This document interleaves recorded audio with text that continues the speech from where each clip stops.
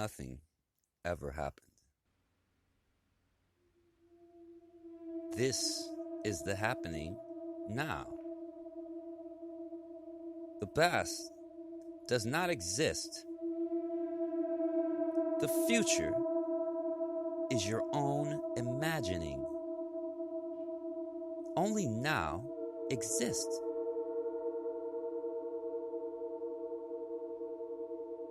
I'm starting over now. This is the beginning. I begin anew. A new.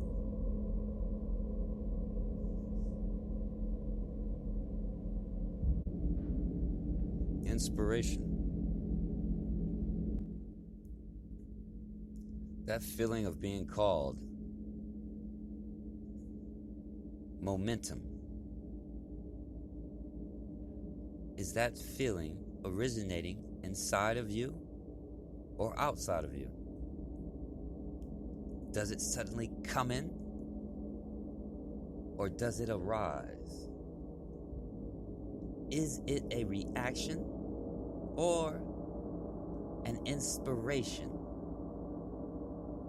Is it valued? Acknowledging that you missed this feeling or did not act on it in time will better enable you to respond to inspirations the next time. Be prepared to be inspired. Let's get better at focusing, but be playful about it. No need to be too serious to attain enlightenment. You must, after all, lighten up. Fear is just a stronger momentum, an indicator of stronger discord, that this really matters to you. You get yourself so time-orientated that you are pressed for time. There's never enough time when you do this. You just become a list maker of things to do if you had time. Clarity is the opposite of confusion. Clear sight is clarity. The feeling of clarity is intoxicating.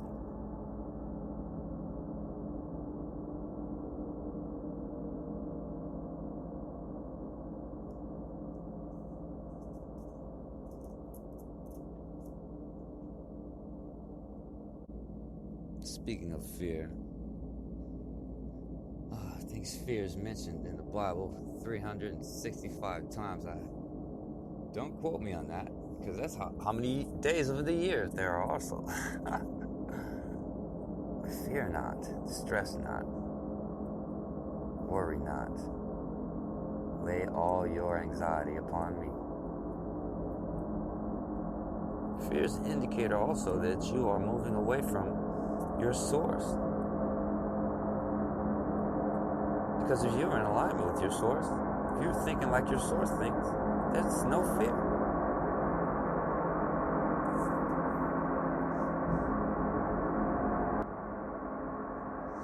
Fear.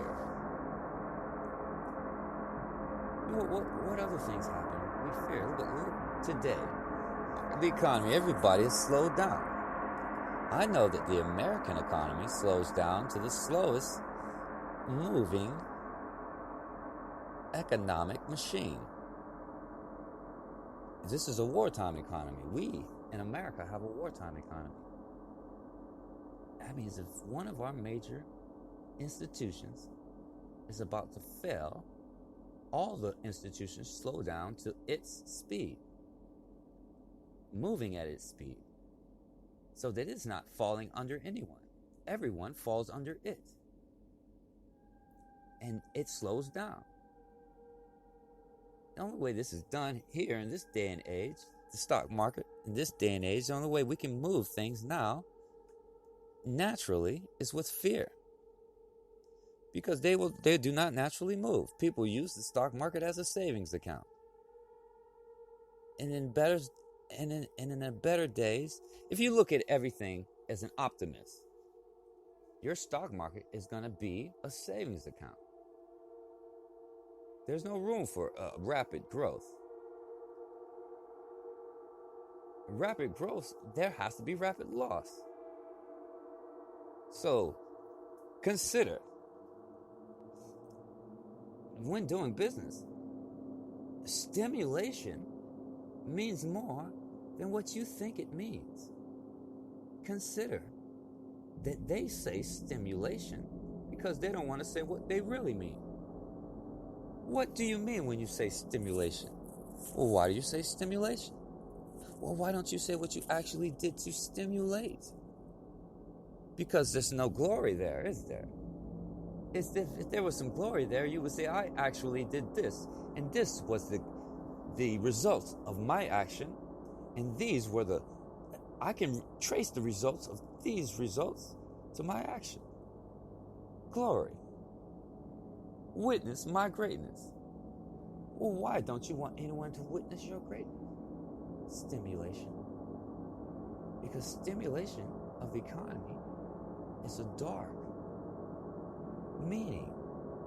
It is dark. It is hidden. Illuminate it.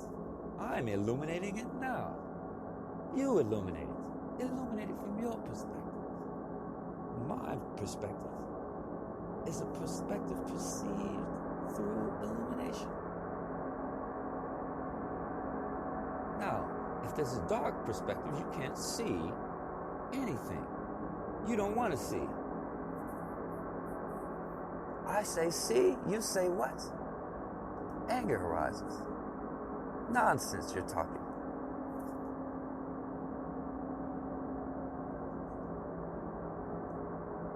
Wow.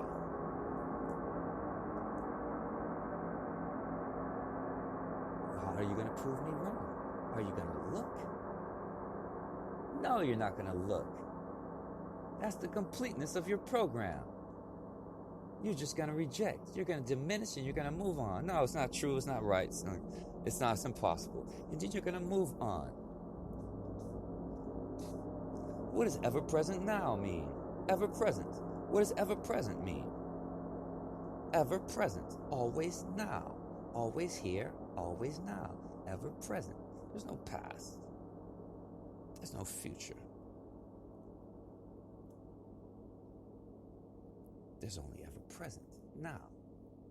Ever present now. You are ever present now.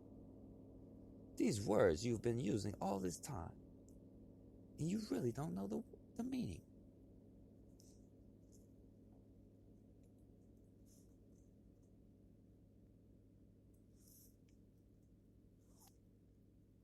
Ever present now.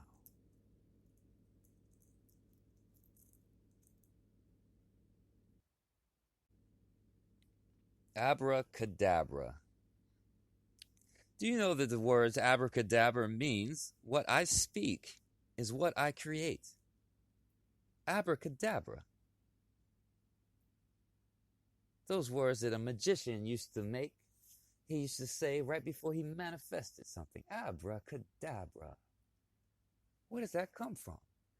Oh, you think it's got something to do with magic, don't you? No, that's the colorful saying, abracadabra. That's off the tongue, musical, abracadabra. But what that means is, what I speak is what I create.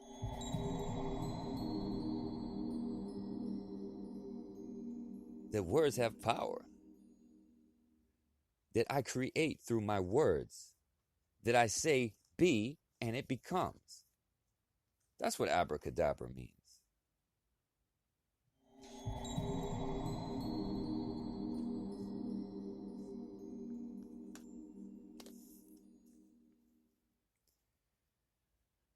So don't be like that. If you don't know, you don't know. Don't assume that something is dark just because you heard it was dark. Abracadabra. I speak what I create. So when you speak about your fear, and when you speak on things, to say, this is going to happen, this bad is going to happen, this bad is going to happen. This bad is going to happen. Think, what are you doing to yourself? This bad is going to happen. This bad. Oh my goodness, be quiet, please. Why are you listing all the bad that could happen? Why aren't you listing all the good possibilities that could happen? It's incredible. Our programming,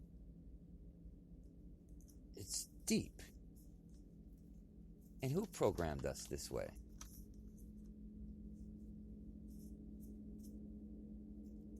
Who programmed us this way? I tell you, brothers, wake up. I was at a bus stop. It's getting off of work, and I know I'm by the jail.